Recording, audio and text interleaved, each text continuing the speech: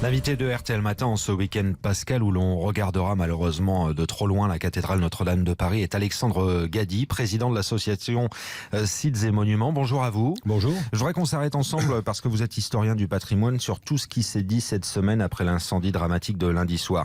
Est-ce que d'abord pour vous c'est l'incendie de trop qui symbolise le manque d'investissement envers nos monuments ? Oui, je crois clairement, plus personne peut dire le contraire.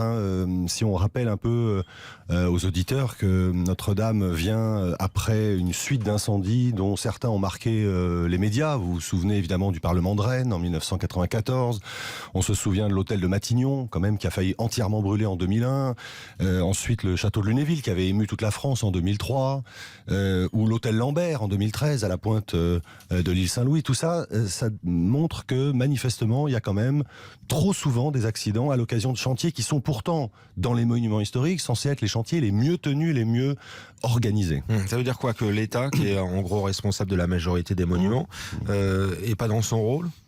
Alors il est dans son rôle régalien de faire évidemment l'entretien et la conservation du patrimoine pour qu'il soit transmis aux générations qui nous suivront, mais depuis des années nous dénonçons le fait que le budget est lissé à la baisse, qu'à force de faire des économies, on abandonne certains chantiers, on en dilue d'autres sur des temps qui s'étirent, ça fait des factures qui se gonflent parce que les travaux qu'on fait pas à un moment, on les repayera beaucoup plus cher ensuite, etc., etc.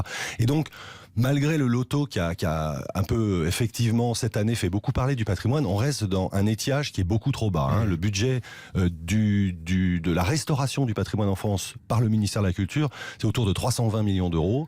C'est énorme, évidemment, si on compare à des pays qui n'ont pas la richesse et la chance que nous avons en France, mais c'est quand même trop faible par rapport à la qualité de notre patrimoine. Alexandre Gady, on a beaucoup parlé d'argent cette semaine, de dons à hauteur de centaines de millions d'euros. Est-ce qu'on doit accueillir comme ça cette démarche positive quand même ?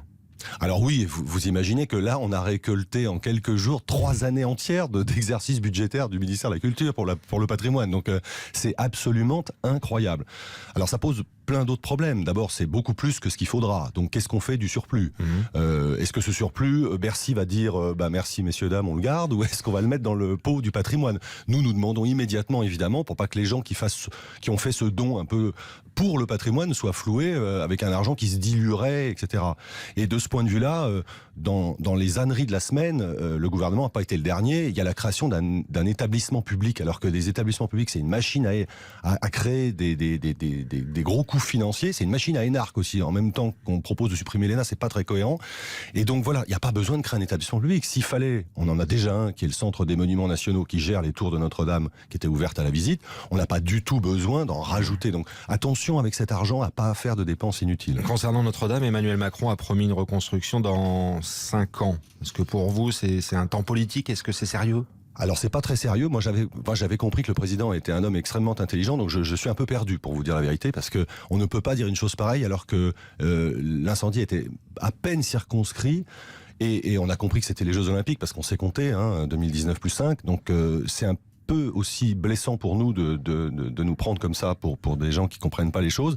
Et ce qui est embarrassant, c'est que personne peut le dire aujourd'hui. Ça peut être beaucoup moins, mais ça peut être aussi beaucoup plus, parce qu'on ne sait pas exactement comment les pathologies qui sont successives à l'incendie, parce que l'incendie c'est une chose, mais après il y a l'eau.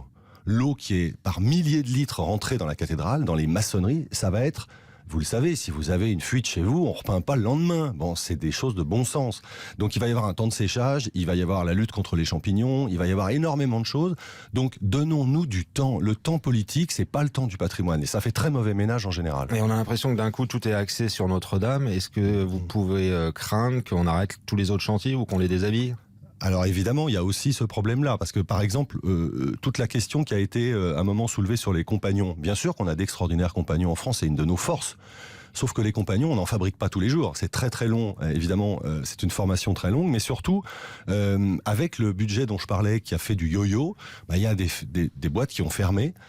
On peut pas recruter si on vous dit, vous savez, l'année prochaine, il y aura pas de chantier. C'est pas pour. Donc on a aujourd'hui un peu moins de compagnons, et donc si on les met tous à Notre-Dame, faut bien imaginer qu'on les mettra peut-être moins ailleurs. Donc c'est vrai qu'il faut penser aussi à ça. Pour l'instant, Notre-Dame concentre l'énergie, mais on a des dizaines d'autres cathédrales, des centaines de châteaux, d'églises, etc.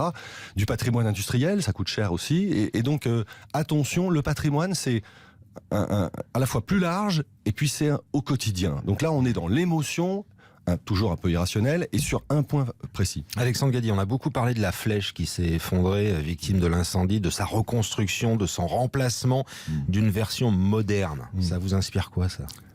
Alors, ça m'inspire plein de choses, comme beaucoup de gens. Mais là, il y a aussi, le gouvernement a fait une énorme erreur. Il y a deux choses dans cette affaire. Il y a la question qu'on appelle de la déontologie de la restauration. Et on a déjà fait des choses contemporaines dans le monument ancien. Donc là, on est en train d'inventer l'eau tiède. Et on ressuscite à tort la querelle des anciens et des modernes.